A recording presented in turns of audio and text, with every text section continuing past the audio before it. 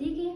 Jeg er arkitekt og scenograf, og til daglig er jeg linjeleder her på Johan Borups Højskole for linjen Arkitektur og Kunst. På Sommerhøjskole står jeg for kurset Farve og Form, hvor vi skal undersøge farver og deres personlighed og udtryk, og hvordan de påvirker hinanden, og det skal vi blandt andet gennem noget teori fra Bauhaus-kunstneren Wassily Kandinsky. Vi skal arbejde med farve og form i forhold til moderne kunst og moderne maleri, og i sidste ende der arbejder vi med et større værk hver især. Helt konkret på kurset, der skal vi arbejde med maleri, vi skal arbejde med vandbaseret maling, altså akryl. Vi arbejder både på papir og på lærred, og vi arbejder også lidt med blik.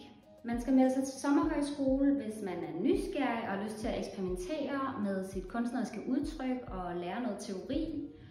Få nogle værktøjer til at bruge farve på en ny måde måske. Og hvis man bare har mod på at kaste sig ud i noget nyt.